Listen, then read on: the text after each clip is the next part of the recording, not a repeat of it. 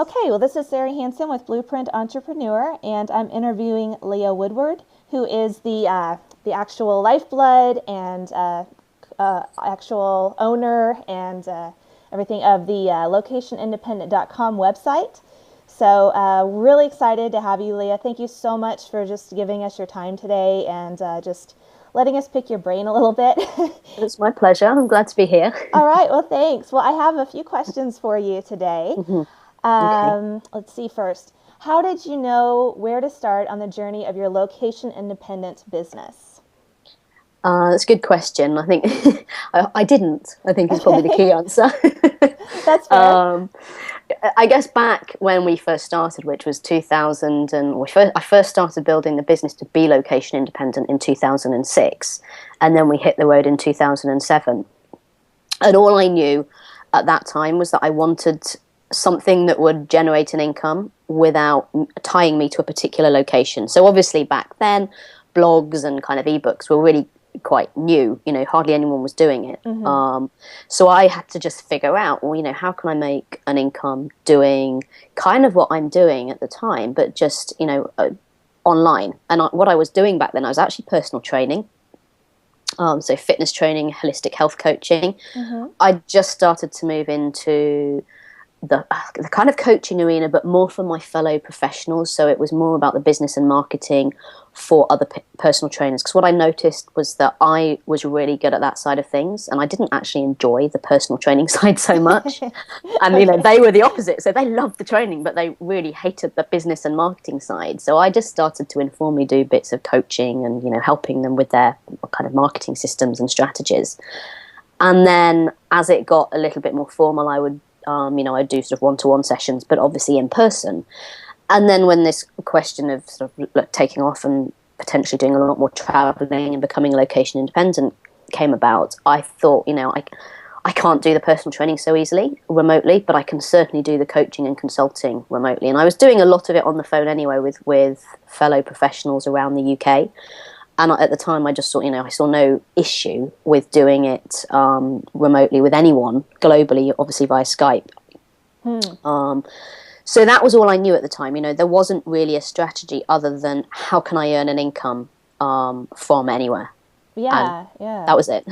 No, that makes total sense. Yeah, because it's definitely very focused on a certain location when you have a client base and a personal trainer. It's hard to do that if you just Yeah. decide to move, especially since you build that up so long. That makes moving really difficult.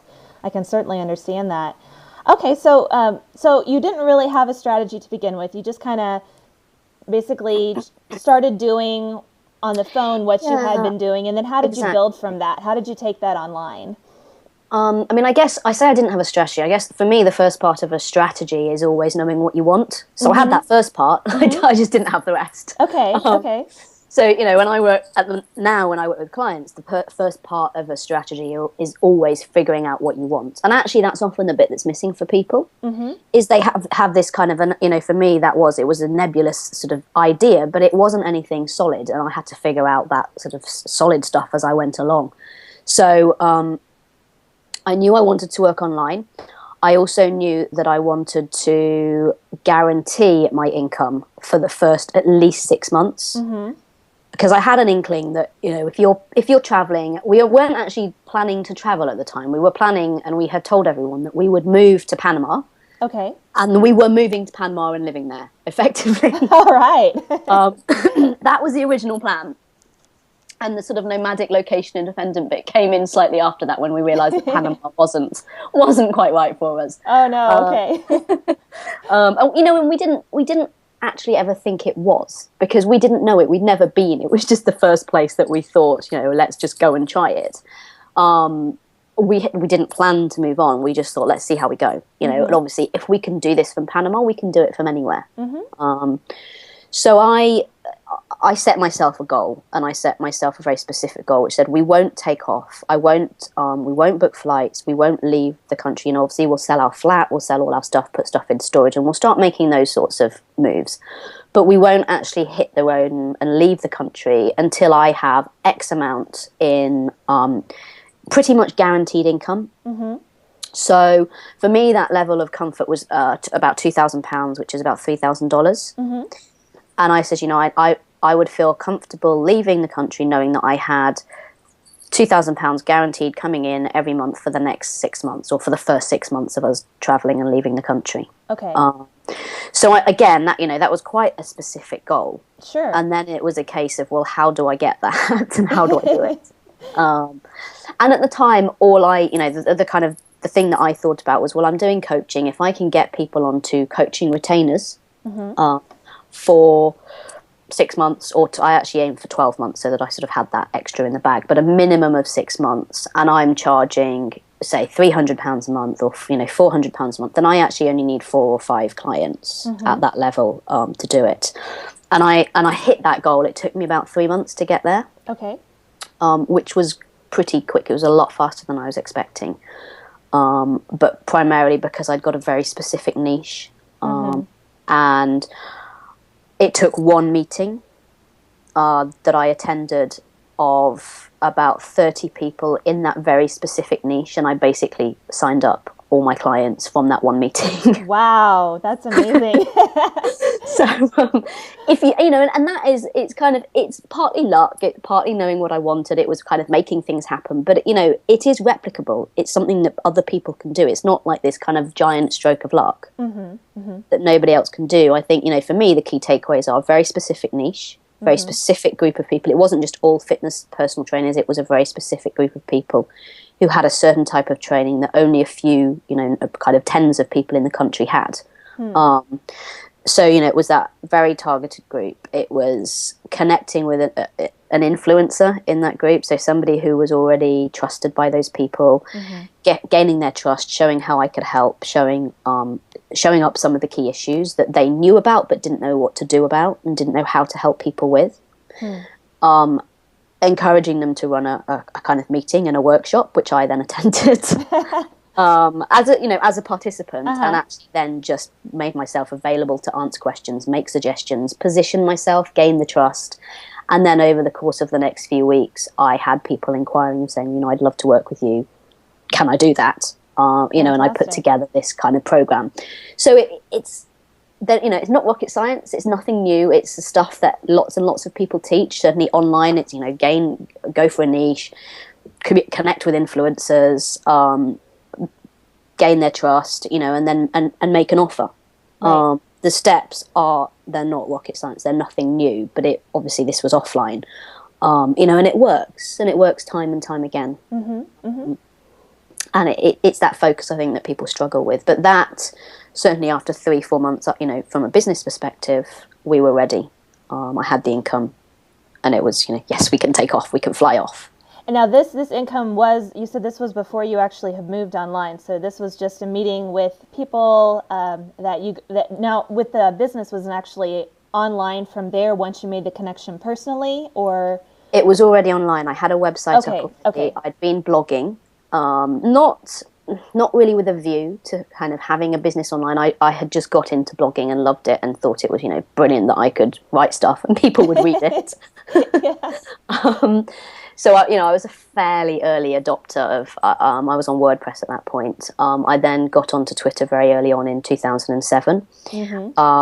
And I had my blog, I had some pages up online, and I threw a page up about coaching and about the program and the kind of, the monthly retainer thing. So whilst it wasn't a fully formed online business that you kind of might look at my sites and see today, it appeared so. It looked like I'd been online. I'd been blogging for several months by then. I'd obviously kind of figured my way out in some respects about how some of this online stuff worked. I was on Twitter. I was doing a lot of the things that were very new at the time. So I had something to send people to. It wasn't a particularly fully formed site. It wasn't a perfect site. It wasn't, a brilliant sales page or anything like that. It was just, this is my offer. This is what I'm offering. But the fact that people had seen me and met me in person made a huge difference. And I think this is something from the location independent perspective that people often forget about. And it all appears to be online. You have to get au fait with social media marketing and online marketing and all of the online stuff. And actually, a lot of opportunities still and already exist offline. And it's about bringing the two together. And certainly these days, it's my approach. And when I work with people, it's very much about, well, if you're not online already, it's not about kind of starting something completely new online. It's about how you move people already in your circles offline and how you move them online. So it's that kind of blending of the two. Mm-hmm. And it's using online as a tool. It's just another platform for connecting. It's there are different tools and platforms when you're online, but essentially it's all about connecting and communicating with people. And I think that's actually really brilliant, because I think a lot of people, me included, kind of get stuck in the online, never leave the house kind of forum, where you're just trying to, make this huge presence, this huge real estate, if you will, on the internet.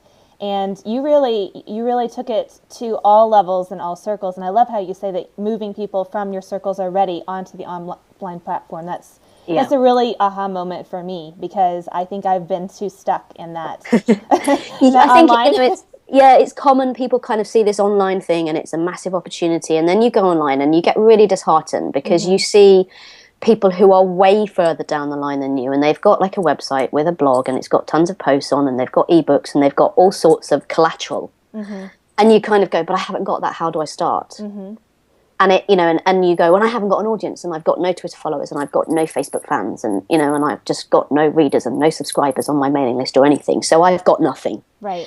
And you get stuck in that kind of, now I can't do anything until I've got people. And actually, most people have people already. They just don't happen to be online.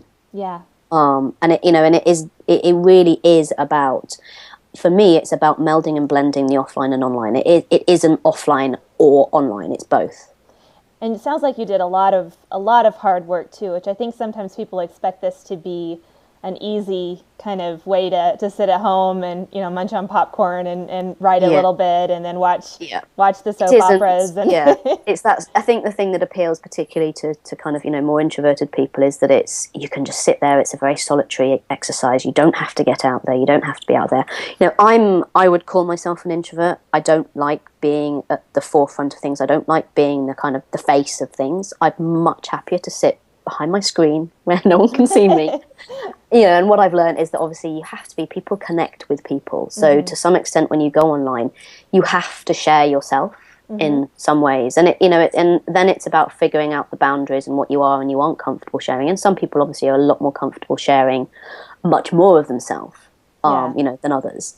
Yeah. And it's, people I have met, the most fascinating thing that I have found since kind of being online is when you meet up with people who only know you online. And I've met up with people all over the world, and and had people come to kind of where we're based at the moment, and stay with us, and people that I've known for a long time. And it's such a strange experience to meet people that you have known online for years, and then finally meet them. And what's always, I think, really interesting is that, obviously depending upon who it is, but you can only get to a certain depth and a certain level online.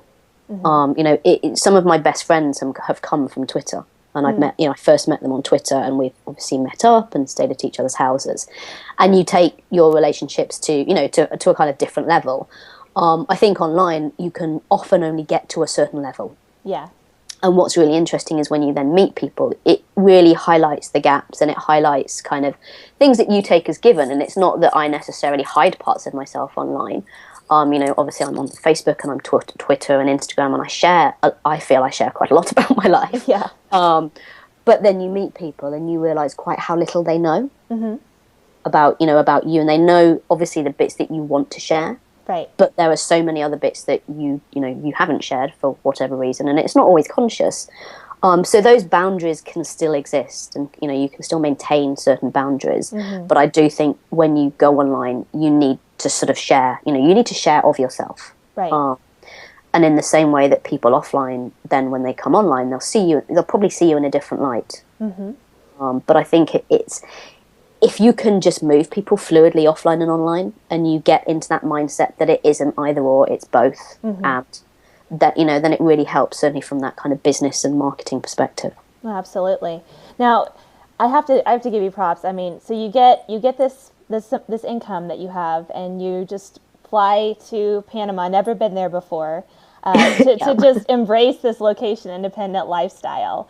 Tell me a little bit about, why you choose certain places. Was it, what was Panama? Was that just in your bucket list, or what was your thinking there? It's not an exact science. In fact, it's a very loose and random art. Okay. Panama was literally a Google search. Okay. It was how can we live a good quality of living, cheaply. Okay. And literally, I Googled that kind of phrase. And at the time, the main country that kept coming up over and over and over again was Panama. So I just thought, well, why not? Yeah, why not? Let's go. Because there was nowhere else. I'd done a lot of traveling already in my life. There was nowhere else that I'd really sort of felt particularly drawn to. So, it was just kind of, let's just do it and see. And if it's wrong, we'll move on and go somewhere else. We were very haphazard with our decisions, and we learnt on the fly, I would say. And I don't think we learnt particularly well. I think these days it's a lot easier for people who are starting up with location-independent businesses. There are hotspots that, when you go to places like Bangkok, or, even Panama is one of them these days, but, Costa Rica, Buenos Aires, when you go there, you will find other people who are very similar to you, who are doing what you're doing. The infrastructure's there. You go online and you search, and there are tons of blog posts about people who've done the same thing and been to the same places. So I'd say these days it's a lot easier. When you go there, there are co-working spaces. You can connect with people. You can kind of plug into the communities that already exist. When we started out, there was nothing. Okay. Nobody was doing it, really. No one had really jumped on the bandwagon. There were no co-working spaces. No one really knew what we were doing, even when we described it. Right. And there certainly weren't the hotspots that there are today, where you can go somewhere and there'll be a ton of, like Chiang Mai in Thailand, there'll be a ton of people who are living a similar kind of lifestyle. So I would say these days it's really, I guess, most people will have a bucket list, I think, and they'll be a lot more informed than we were, and can be a lot more sensible. No, you were kind of doing it before it was cool, so to speak. Yeah, we just, we did it because we didn't think there was anything wrong with doing it, and we thought it would be quite fun and exciting. No, for sure. So you've talked about, you had this certain amount of income that you needed for you to feel comfortable leaving your homeland and trekking off into Panama, and then many other places since then. You've traveled quite a bit, obviously, since then. So whenever you were looking into doing this, you have your base plan. So once you get to this new location, what do you do from there? Obviously, you expand a little bit online, I'm sure, but you talked about making connections with people locally as well. Tell me a little bit about kind of your next steps for your company once you move to another location. I think it starts before then, actually, because it starts with the research of, when we are thinking about where to go. Sure. These days we have a kind of home base in the UK, and we're taking off to Thailand in a couple of months. Congrats. For 2 months with our 2 kids in tow this time. All right. But so, the criteria for us have changed, but the kind of process stays the same. So we've been to Thailand before, we know it. If we hadn't, and we were thinking about somewhere completely new, we would figure out what it is we want in a place.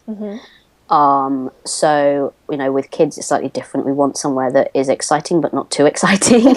Yeah. Obviously has stable internet, obviously is relatively stable politically. But, all our personal criteria. And then there's obviously the professional criteria. So if we did want to network and kind of not necessarily do business, because that's quite a tricky thing when you don't have the the right visas and whatever to work in the country, but certainly meet people. We do the research before, so we check out what was available, and again, it's so much easier these days than it was 6 years ago. And once we've done that, and actually what we tend to do these days, certainly with the kids in tow, but even from a business perspective, is I reach out before we get there. So I line things up before we get there. So, I may be lining up kind of coffee meetings, or if there's someone I know there that I'd love to meet, I'd say, I'm coming into town, would love to meet you. Can we set up, take you for coffee or lunch or something? So I'd actually do a lot of this before we left.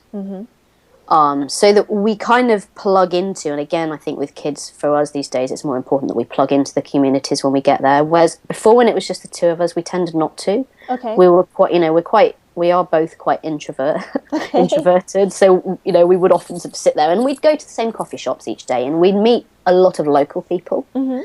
And we'd kind of, we'd go to an internet cafe, we'd go to the same cafes, the same restaurants, and we would go there literally day in, day out. So that people would get to know us. We'd kind of get talking to people that way.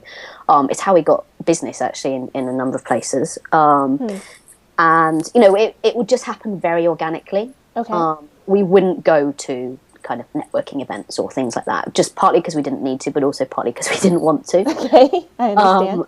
I think these days, if we were looking to do that, I'd do quite a lot of research beforehand, and then try and connect with people. Sites like Bizpora, which used to be Startup Stay, I think. There are so many different sites that you can connect. Even on LinkedIn, that you can connect with people.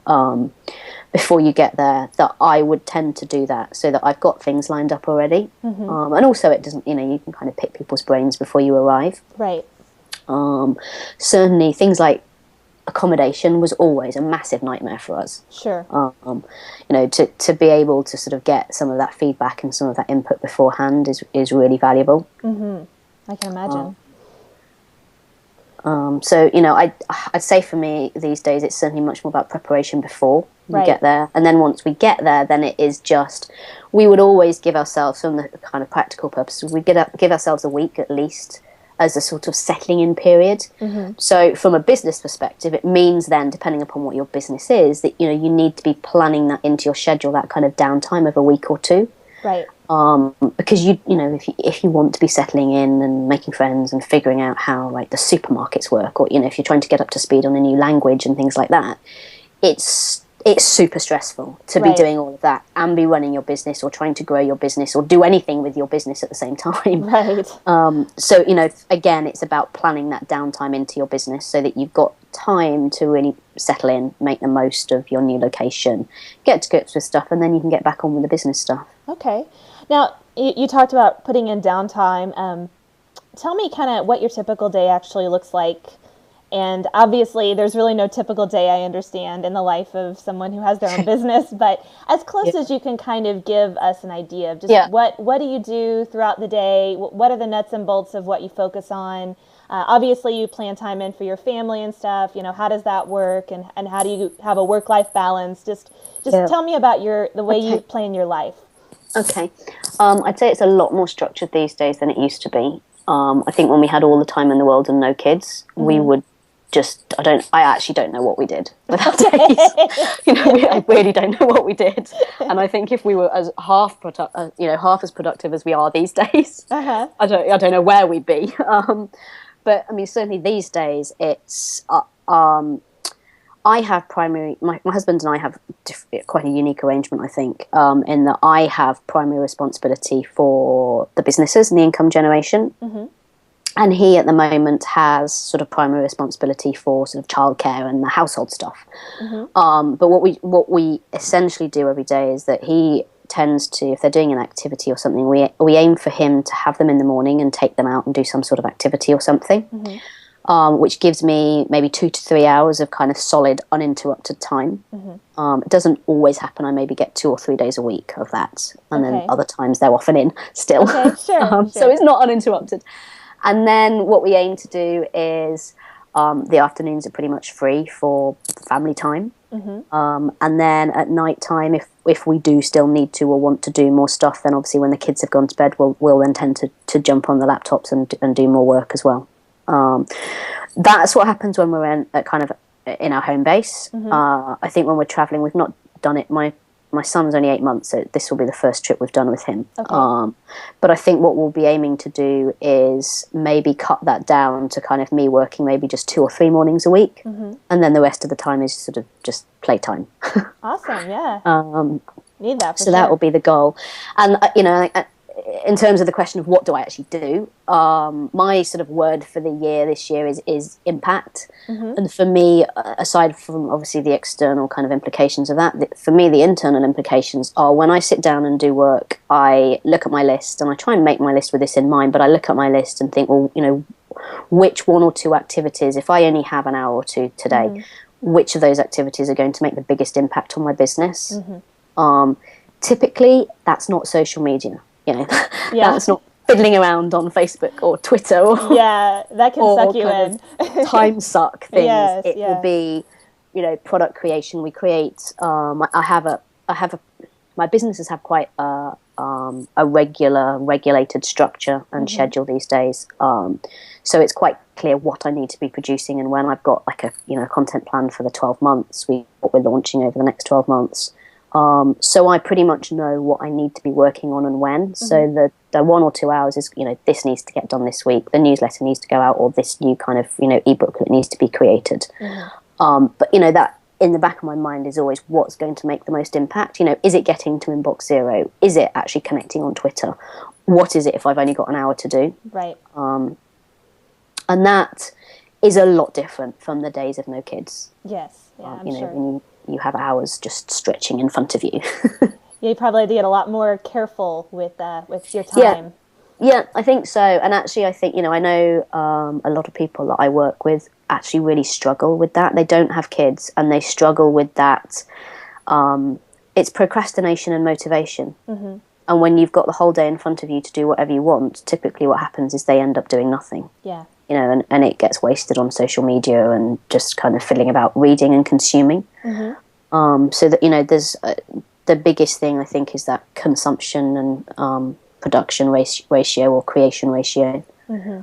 And most people tend to fall into that trap of just consuming. Mm-hmm. And actually, if you can just spend an hour or two a day creating, that's, that is going to move you on a lot further. Yeah. What would you tell people? I mean, you pretty much had your niche kind of already defined for you based on what you were currently doing. But let's say, like, for example, somebody like, who's leaving their day job, and I mean, obviously there are transferable skills, but what would you tell those people that maybe don't feel like they already know what their niche is and where they should go with it? How do they avoid the analysis paralysis that can happen online?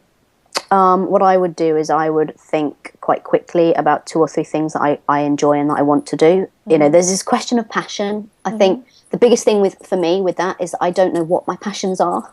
Yeah, I think that's a lot of people's problem. Yeah, I'm interested in lots of things, but I don't know if I'm passionate about lots of things. Right. I find them interesting, but I don't know if I'm passionate enough about them to kind of spend my life pursuing them. Right. So for me, I kind of go, and this is what we did for the first, once I moved, I have changed businesses and ideas a lot over the years. The last 2 years have been a lot more settled and focused, and I've seen the results from that. Right. Before then, it was very much a case of experimentation, changing what I do. I'm kind of multi-passionate. I like lots of different things, shiny new object syndrome all the time. And I'll move on to something. I'll do something for 3 to 6 months, and it'll be making nice money, and I could go it. And then I think, I'm bored of this. I want to do something else. And so I did.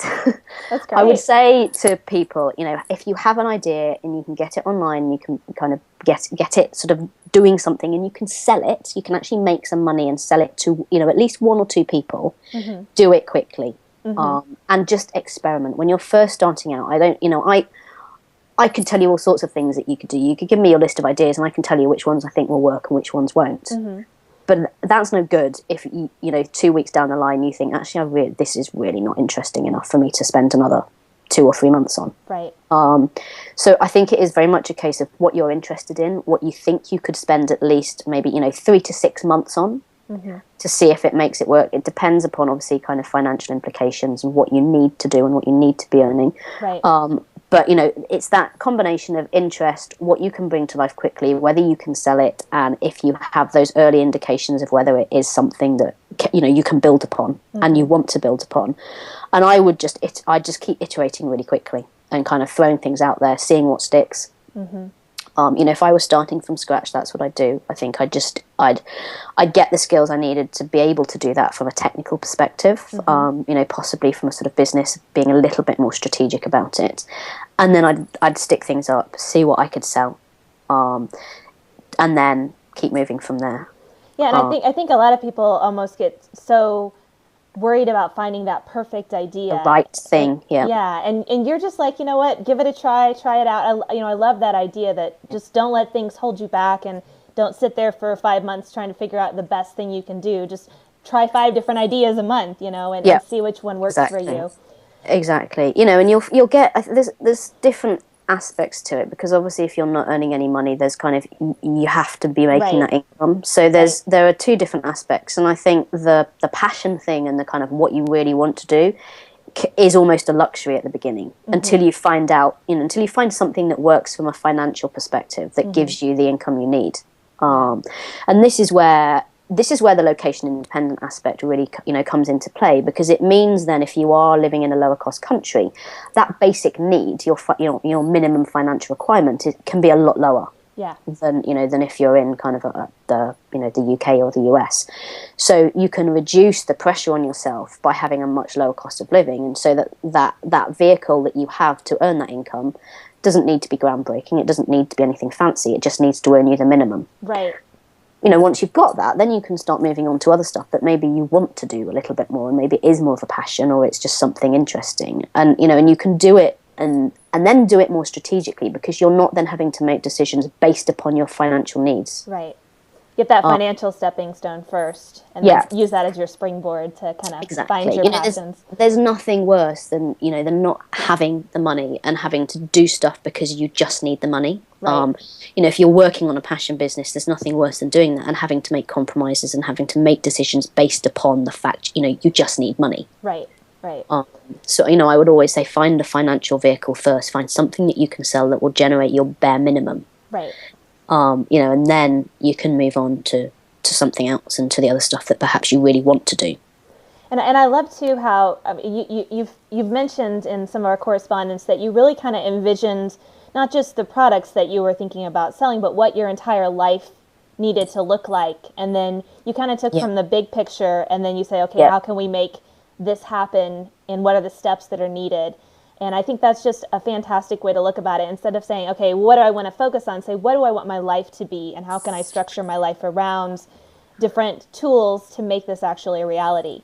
Can you kind of talk more about how you've envisioned that concept and worked towards that? Yeah, I think it's this. There's it's this really interesting interplay between, I kind of call it the macro and the micro. So there's this big vision stuff, which is on a broad level, what do you want your life to be like? Mm-hmm. And for me and a lot of people who are interested in location independent, my kind of, there's a planning tool I use called an OGSM, and you create, the first part is creating this sort of overriding objective. Mm-hmm. So my objective, and you can do one for business, you can do one for, per business venture, but you can also do one for your life. Mm-hmm. And so my objective for my life is to create a business and a lifestyle that allows me to do what I want, when I want, wherever I want, and with whom I want, mm-hmm. which is really broad. It's like, okay. So there's this big, broad vision, and ultimately it's freedom. It's all about freedom of choice and freedom to choose. So there's that big kind of vision of that freedom, but actually on a very small micro level, what does that mean? On a day-to-day basis, what does that mean? So there's this thing about, you kind of need to know roughly where you're heading, like the big picture map. Mm-hmm. But actually when you bring it down to the day-to-day, what does that actually mean? And to me, that means I want to get up and I want to be able to eat the food that I want. And I mm-hmm. want to be able to choose what I'm going to do with that time each and every day, and who I'm going to work with and who I'm going to do that with, and what I want to be working on, which means that from a financial perspective, I need to have something that covers my finances and make sure that we're covered. Mm-hmm. And that's the part that sometimes it's the bit that you don't want to do, but it's the necessary bit. Mm-hmm.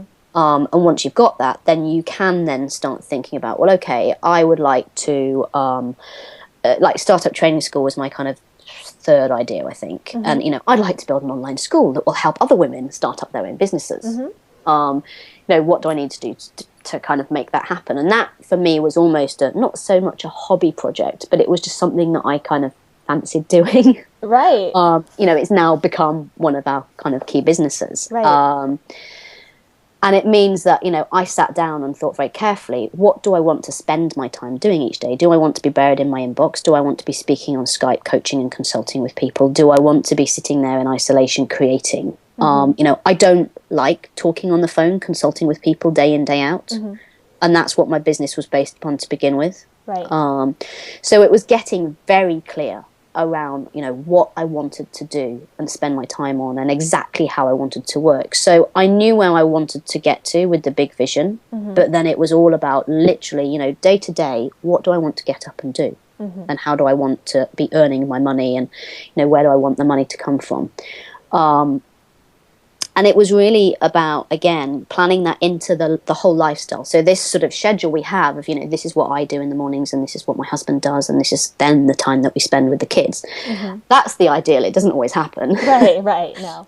But, that's what we're aiming for Sure. all the time. And then it's just an adjustment on a kind of day-to-day, week-to-week. Right.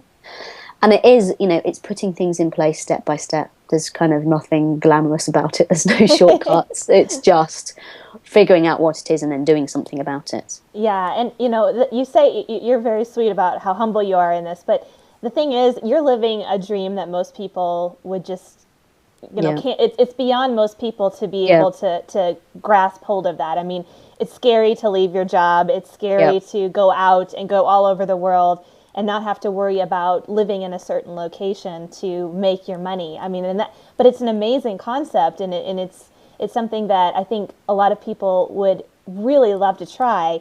They're just scared. So how would you tell people or advise people who are, who are stuck and they're working hard? Maybe they're working 50 hours a week already. They don't have, as you talk about, that headspace time.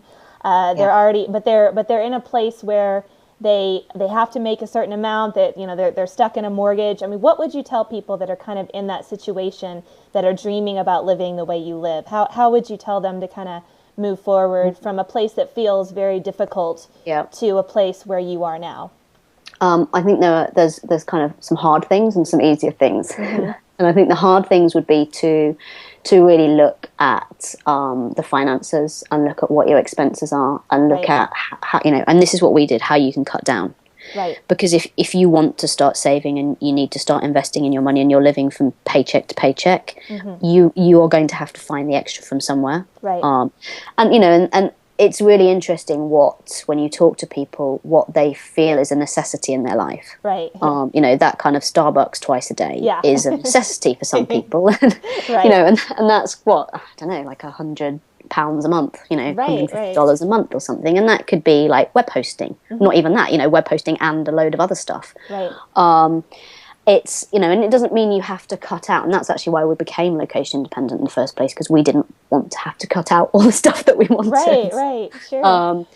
But I think, it's getting clear about what you want, figuring out what that next step is. So what are the tiny baby steps that you can make? And I think the financial element is a big thing for most people. It's the biggest thing, actually. It's figuring out, how you can carve out a little bit extra, how you can start making a little bit extra. And that's where the kind of side hustle comes in, and starting up some sort of project on the side.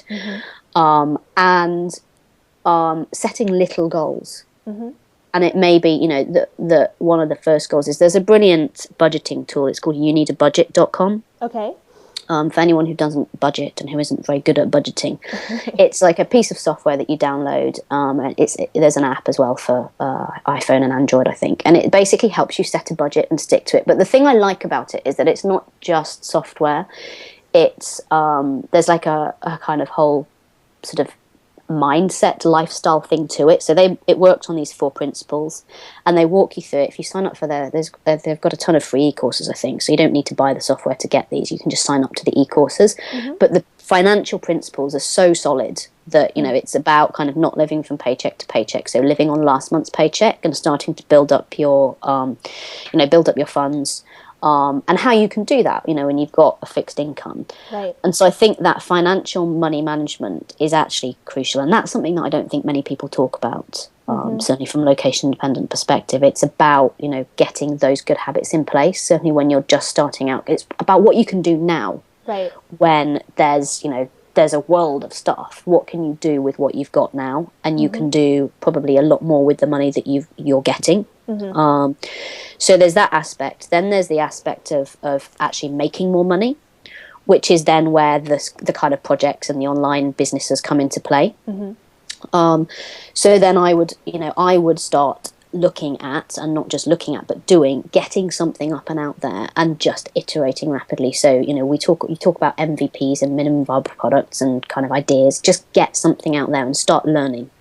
And it only needs to take, if you've only got like an hour a week, then again, what's going to move you furthest, in an hour? If yes, you get home and you're absolutely knackered from work, but you've got your weekend, spend an hour every weekend doing something. Learning, reading all the blogs, finding the courses, the free ebooks, the paid ebooks, the mentors, whatever works for you. It's, do that, but commit to do it. And then keep moving, and I think people get paralyzed because they don't know what the next step is. If you break it down into tiny steps, there's do more with what you've already got, and then start adding to that.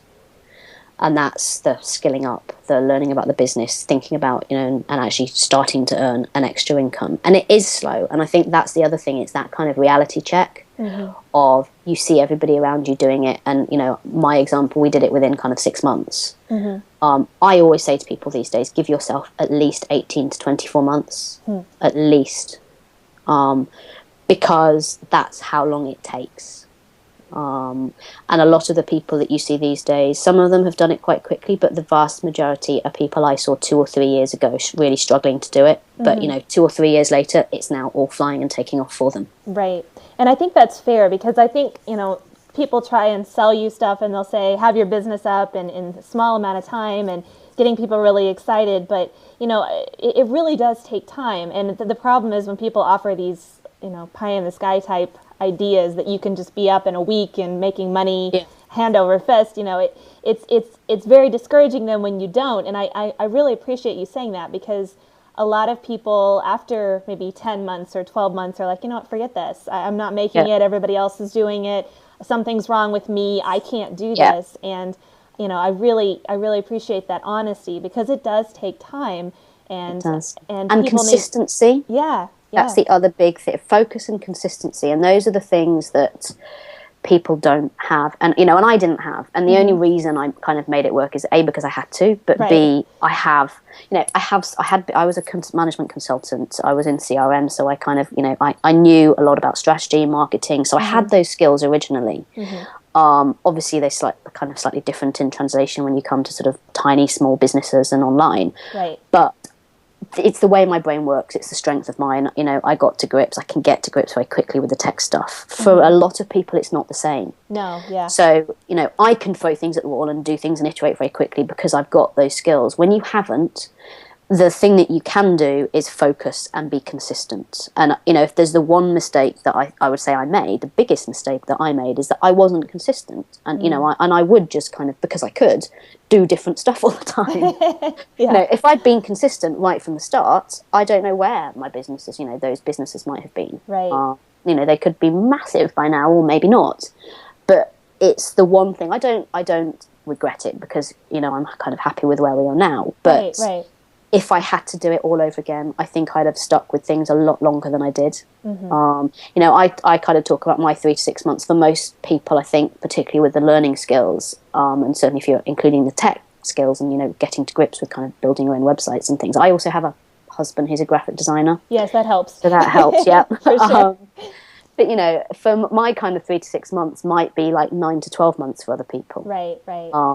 So you times that by kind of 4 or 5, depending upon the different ideas that you want to move to. And that's 4 or 5 years before you hit upon something that you actually really decide you want to stick with.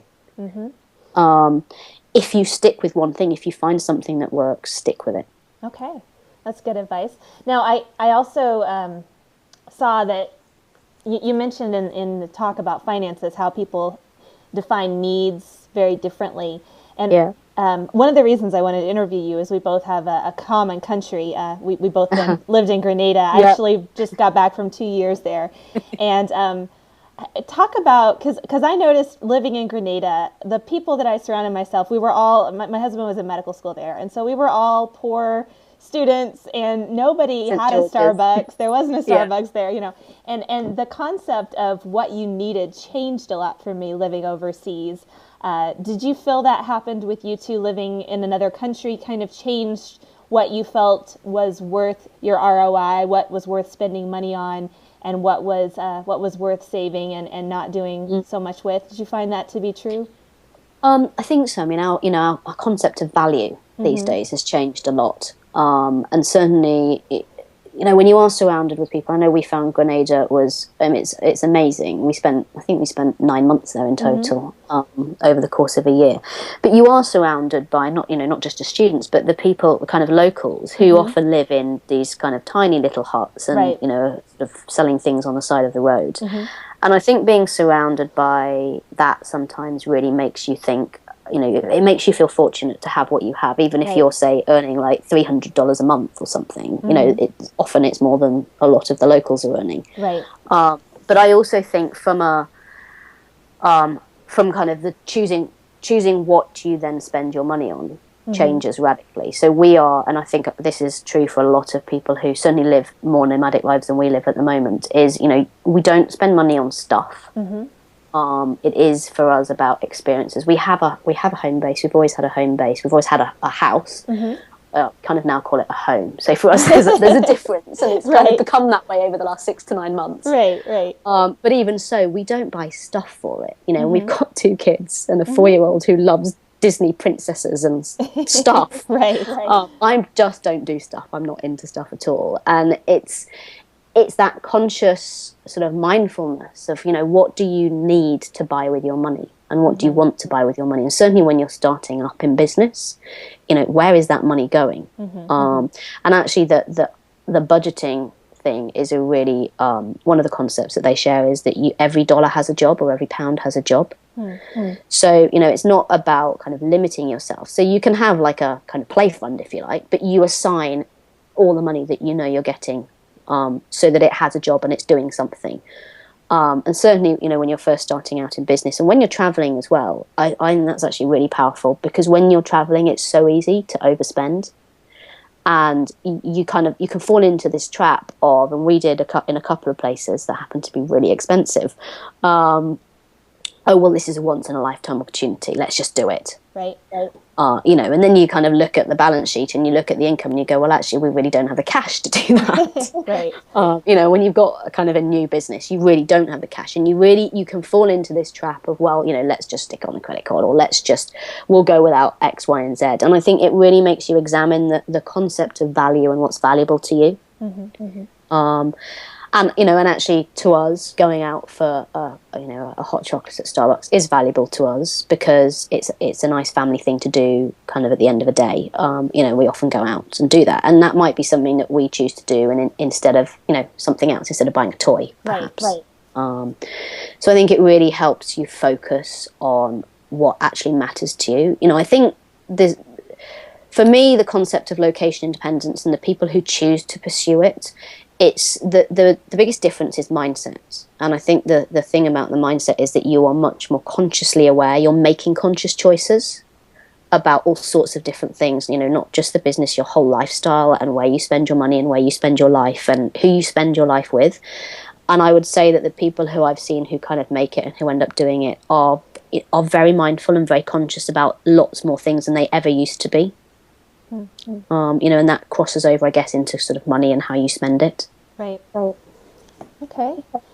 Well, that's great information. Great insight there into how you're approaching life in general, and why you don't want to build up those huge storage sheds, so to speak, of just full of junk.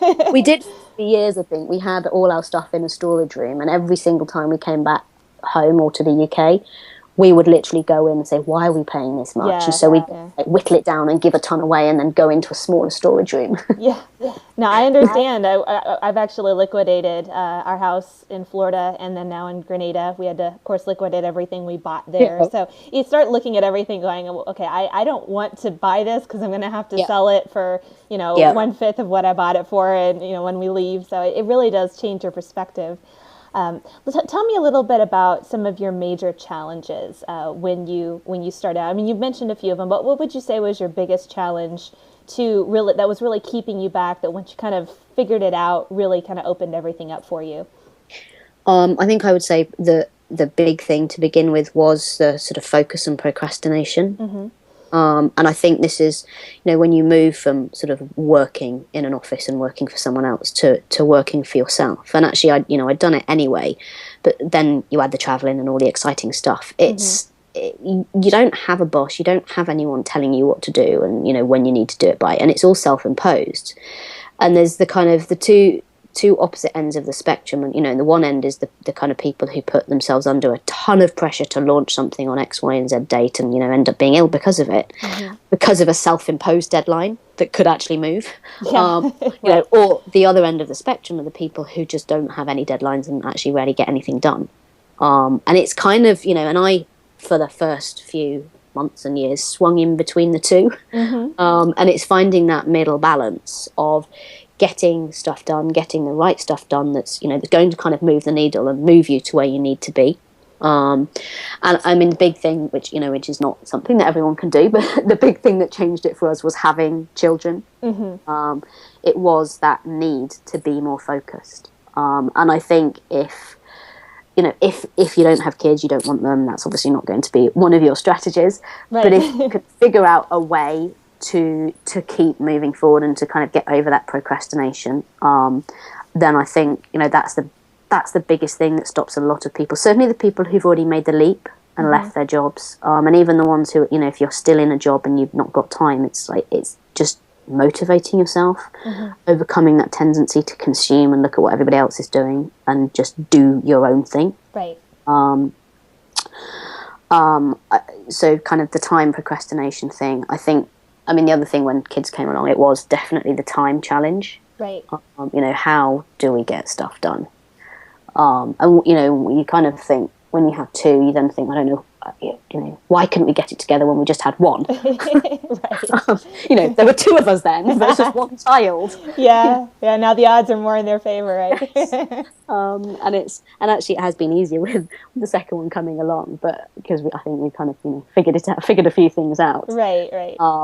But again, if you're not going to have children, you replicate that because you have travel. So if you are traveling, it's about, your time is limited if you are obviously in transit, if you are wanting to go out and enjoy things. And so again, it's about figuring out what to spend your time on and, what is the focus, what's going to make the most difference. And, for me, I think that's been one of the biggest lessons is just not wasting time. Right. I agree, and I think that's probably one of the toughest challenges I know for me personally, as well as I'm sure a lot of our subscribers would probably agree that a time management's definitely something that we all struggle with. If you can, just speak to women in particular, because I know you're passionate about helping women entrepreneurs. You have a business school for women. What do you think, if you could go and just share one thing with especially the women audience today, what would you share with them as far as being a woman in this field of, striking out, being creative, starting your own business? What top advice would you give to them? I would say leverage what you've got already and the connections and the relationships that you've got. And I think that is, it's obviously relevant to everybody, but I think for women, what I found is that, we all often have much bigger and wider circles than we think. And we are typically, it's tricky actually, because I think when I came from the corporate world, and your experience might be similar, and I'm guessing a lot of people will have found this. In the corporate world, it's quite different when you work with women because it can be very competitive and cutthroat. I think the big difference I found is doing your own thing and being online is that there's a lot more kind of community spirit and collaboration, a much more supportive network. And I would say, tap into that. And it's probably closer than you think it is, even if you're just starting out. It's it's probably a lot closer than you think it is, and actually use that and leverage that because women like to stick together. Absolutely, yeah. Certainly online, and we're good at it. We're very good at it. And I also think find someone that you can learn from and that you like to learn from, and learn from them. I think again it's relevant to everybody, but I know, and I've kind of seen and worked with a number of men, but I typically find that women are often more open to learning. particularly at a kind of later stage in life. Right. And I would say, find the right person to work with and learn from, and do that, because it will shortcut your learnings massively. That is fantastic information. And Lea, I just got to tell you, I've really enjoyed just spending time and getting to know you and hearing your story. It's very inspiring, and I really do appreciate just the time that you've given just to help our audience learn from you. And hopefully we'll be able to incorporate some of these learnings, and it'll be felt massively, shockwaves massively across the entrepreneurial world, because there is, some of this stuff seems like, oh yeah, well, I thought about that and, may have worked. But I think just hearing someone who has been successful and who can, just give us that picture of where you were along the way and how you got there and the things that you found, it's just a really fantastic thing to be able to kind of grasp and understand. So thanks for just opening up and, being real and just sharing your lifestyle and your experiences with us, so we can hopefully someday be location independent with you and meet up with you. I hope so. It's my pleasure. Coffee shop in Panama or wherever.